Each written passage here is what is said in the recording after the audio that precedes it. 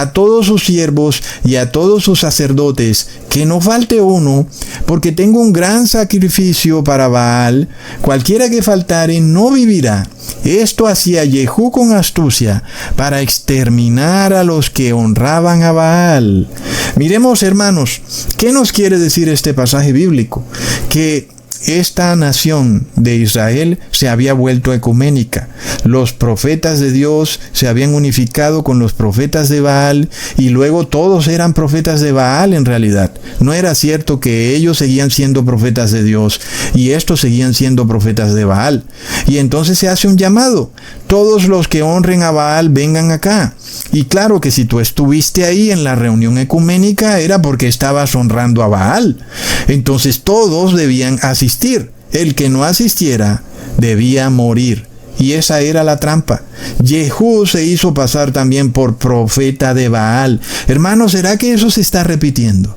¿Será que hay una astucia de parte de ciertos poderes para hacerle creer a los cristianos que esto está bien, esta reunión ecuménica entre religiones cristianas, y eso supuestamente es algo bueno, cuando la realidad es que hay un engaño terrible detrás de todo eso, hermanos? Así como Jehú actuó astutamente para hacer que todos los hipócritas asistieran a esa reunión ecuménica a Baal, porque es ahí donde se revela la hipocresía del siervo de Dios, cuando de repente, aún bajo un decreto de muerte, aún esa persona reconoce que sí adora a Baal. Y este es el tema que vamos a ver en los tiempos finales, cuando se pasa un decreto en donde tú tienes que adorar a la bestia o hay pena de muerte. Y entonces tú, ¿qué vas a hacer?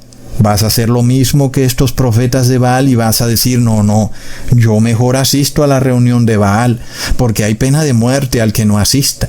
Pues no es así. El que es verdadero siervo de Dios no debe asistir a ninguna reunión ecuménica. Ya hemos establecido, el que es amigo del mundo es enemigo de Dios, es un traicionero hacia Dios. Por eso Jehú actúa astutamente para saber quiénes son los traicioneros. Leamos en Segunda de Reyes capítulo 10 versículo 24 al 27. Y cuando ellos entraron para hacer sacrificios y holocaustos, Jehú puso fuera a 80 hombres y les dijo: cualquiera que dejare vivo a alguno de aquellos hombres que yo he puesto en vuestras manos, su vida será por la del otro.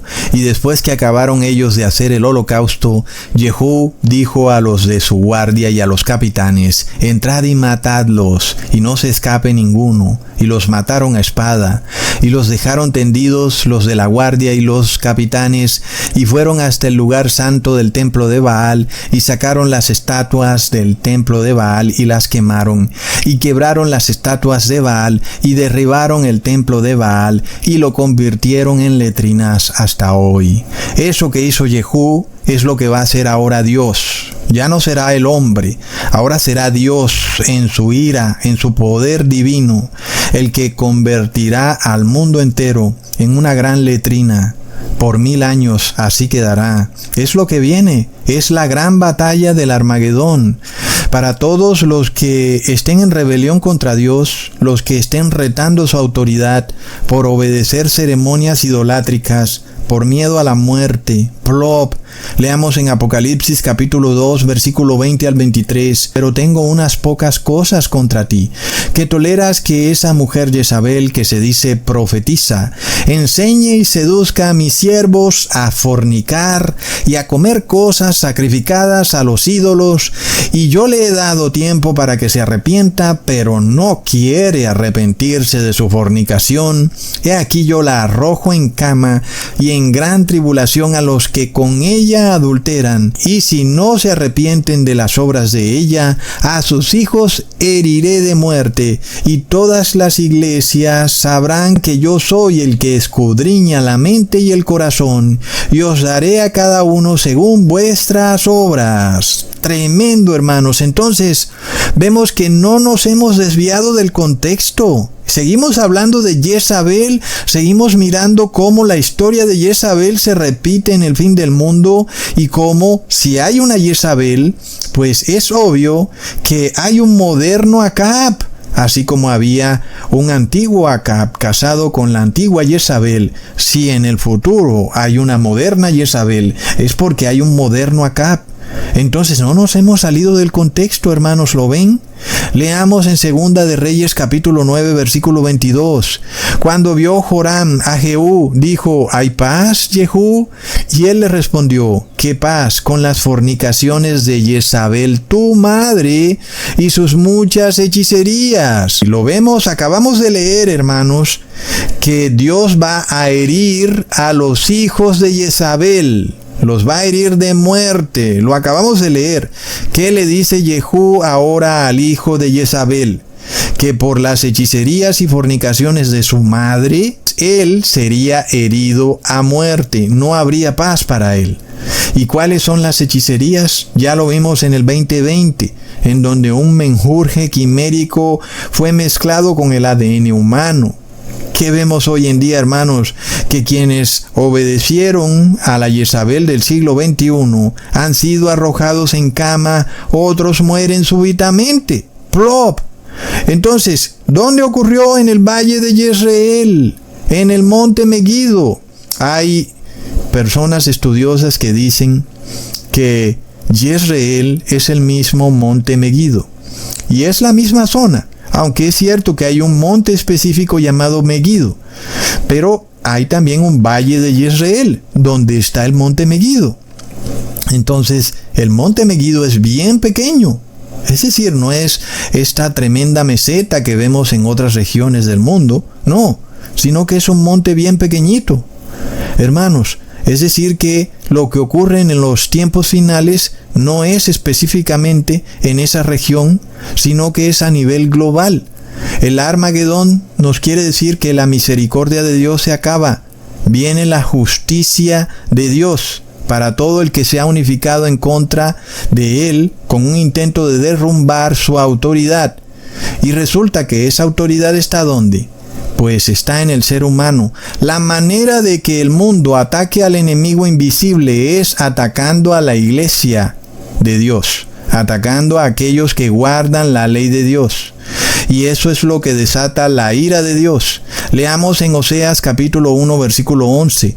Y se congregarán los hijos de Judá y de Israel, y nombrarán un solo jefe, y subirán de la tierra, porque el día de Jezreel será grande. Lo vemos, hermanos. Día de Jezreel y día de Armagedón son la misma cosa. No hay diferencia en ninguno de los dos. Ya vemos que la Biblia no se contradice cuando la sabemos analizar, porque al principio del video estudiamos que el arco de Israel sería destruido en Jezreel. Y ahora pareciera que se nos dice lo contrario. Pero miremos que se nos habla simbólicamente.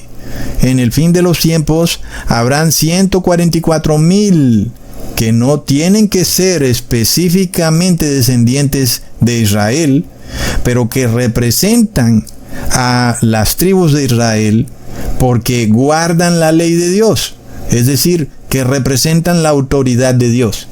Y eso quiere decir que Dios existe, que Dios está vivo. Y es lo que le molesta a Jezabel.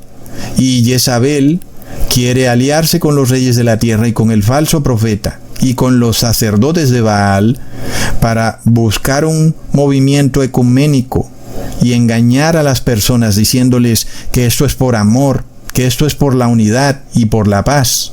Pero la realidad es que ellos buscan derrotar la autoridad de Dios en la tierra. Ellos quieren anular la ley de Dios. Y esto es lo que vemos en el video de Cash Luna y su hijo.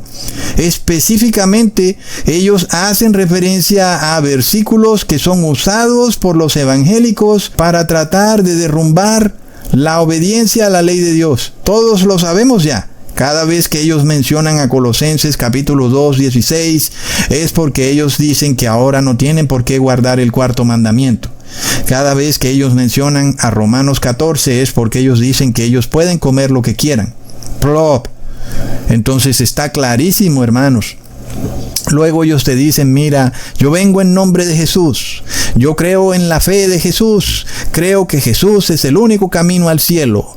Y ya estudiamos en el video pasado, creer para Dios no es lo mismo que creer para el ser humano.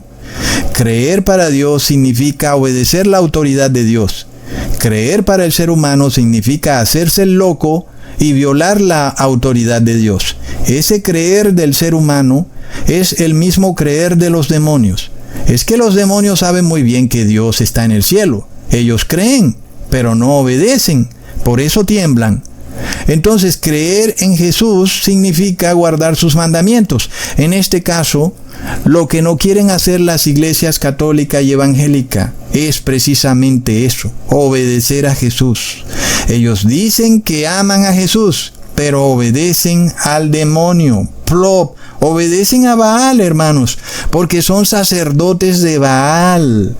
Lo podemos ver con la idolatría de la iglesia católica, es evidente, y la idolatría de la iglesia evangélica con su adoración solar, reposando en domingo, es evidente, hermanos. Entonces, ¿cuándo se desató esta batalla?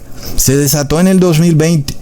Acuérdense cómo inclusive llegaron al punto algunos gobernantes de llamar asesinos a todo el que guardara la ley sanitaria de Dios. ¿Y nosotros qué hicimos? Pues nada, porque nosotros somos siervos de la paz y nosotros estamos tranquilos. Ellos harán lo que quieran hacer y si actúan con violencia, pues es su problema. Pero nosotros no vamos a responderle a la violencia con más violencia. Jamás, que sabemos que ellos nos calumnian. Es la artimaña de Jezabel, calumniar al pueblo de Dios, hacerle creer a las personas que somos extremistas radicales, que somos personas violentas, personas rígidas. Lo vemos, hermanos, es que esto continúa a plena vista, es de locos. Y nosotros buscamos es la paz y el arrepentimiento de todo ser humano, el cual debe conseguirse a través de la oración ferviente y esforzada, una oración en aflicción, reconociendo que has pecado. Y si así haces, el Padre Eterno te dará la fuerza para que guardes su santa ley. Y entonces, de esa manera, si tú guardas la ley de Dios, es porque existe el Padre, porque los mismos cristianos en apostasía declaran que es imposible guardar la ley de Dios. ¿Y qué quiere decir si tú guardas la ley de Dios? Tú eres prueba viviente de que Dios existe, porque Jesús dijo que para aquel que tiene fe, nada es imposible. Entonces, cuando tú guardas la ley, tú eres un testimonio de que Dios sí existe. Ese es el enemigo invisible de ellos, hermanos. No porque Dios sea su enemigo, sino porque ellos son enemigos de Dios. Y este conflicto se repite de una forma de locos, hermanos, que no voy a extenderme en eso porque se me va el video lejos. Pero bueno, se los voy a revelar en otro video. Pero para el que tiene fe, nada es imposible. Y cuando tú logras lo imposible, pues ¿para quién es la gloria? Sino para aquel que lo hizo posible, para el Padre y el Hijo. Hermanos, recontra plop, leamos en Malaquías capítulo 4 versículo 1, porque he aquí viene el día ardiente como un horno, y todos los soberbios y todos los que hacen maldad serán estopa. Aquel día que vendrá los abrazará, ha dicho Jehová de los ejércitos, y no les dejará ni raíz ni rama. Lo vemos, es que seguimos en el contexto. ¿Qué fue lo que le ocurrió a Acab? No le quedó ni raíz ni rama. Toda su descendencia murió. Luego, ¿quiénes son los que hacen maldad? Son los que violan flagrante